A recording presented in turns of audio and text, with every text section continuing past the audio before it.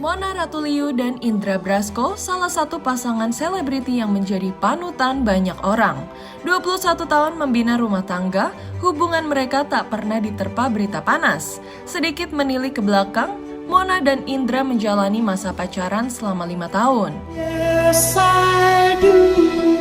Keduanya lantas meresmikan hubungan dalam bingkai suci pernikahan pada 14 September 2002. Kini kebahagiaan Mona dan Indra kian sempurna sejak mereka dikaruniai 4 anak, yakni 3 perempuan dan 1 laki-laki.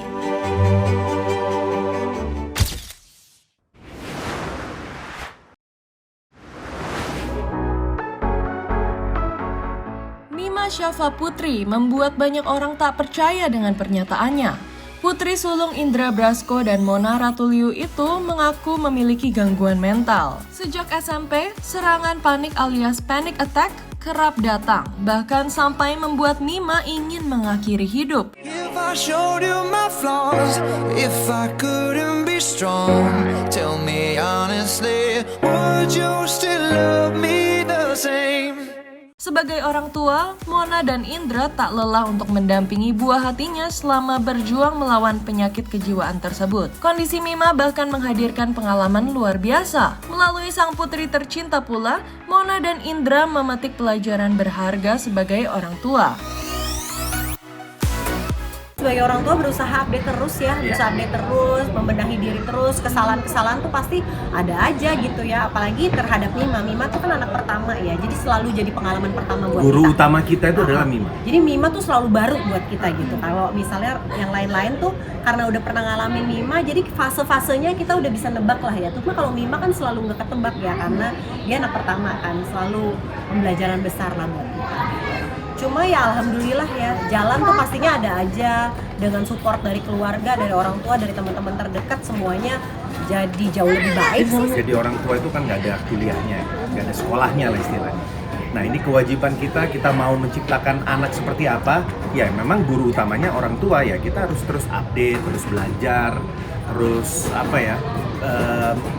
memahami apa sih yang perlu di-improve dalam pola asuh, kayak gitu sih.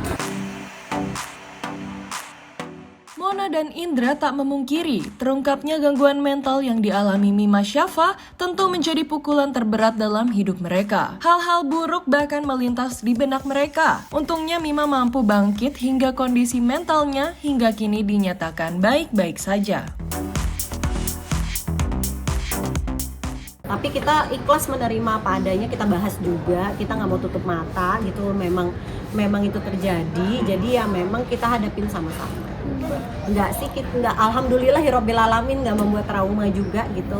Memang kita juga mesti aware ya terhadap semua anak, bisa aja terjadi sama siapa aja. Dan yang pasti setelah kita mengetahui harus di treatment ya, benar-benar diperhatiin gitu, karena butuh pendampingan juga. Dan alhamdulillah sekarang Mima juga udah bagus, baik-baik aja gitu. Ya so far ya normal biasa aja.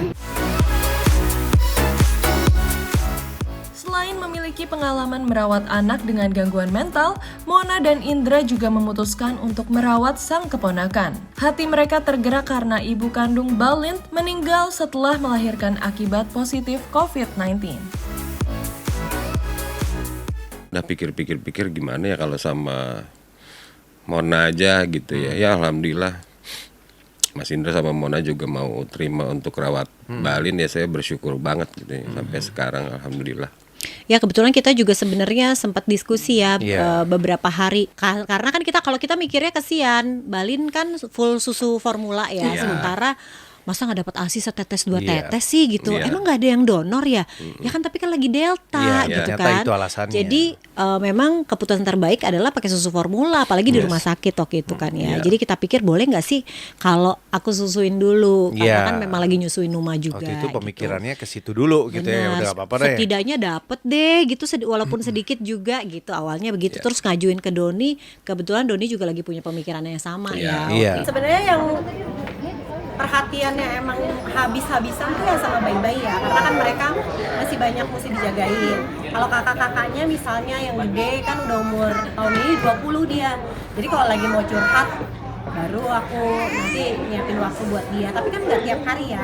Begitu juga kakak-kakaknya yang lain yang udah gede-gede, kalau ada PR yang mesti dibantu, tapi udah pada mandiri-mandiri sih, aku juga nggak bisa terlalu detail perhatiin karena memang habis perhatian sama adik-adiknya juga. Indra tuh justru dia ngeset hidupnya gimana caranya supaya bisa banyak waktu di rumah. Jadi bener-bener kerjaannya tuh dibikin sedemikian rupa supaya bisa remote dari rumah gitu. Jadi dia ikut bantuin banyak sih, ikut gendong, ikut tidurin. Karena memang ya pada dasarnya aku sendiri juga suka anak kecil ya, terus suka ngurusin juga gitu ya. Paling nggak ya itu tadi lebih Ini ke anakku tanggung banyak jawab ini juga. sebagian dari doanya dia sebenarnya. Jadi kan mau nggak mau harus ikut tanggung jawab ya. Iya.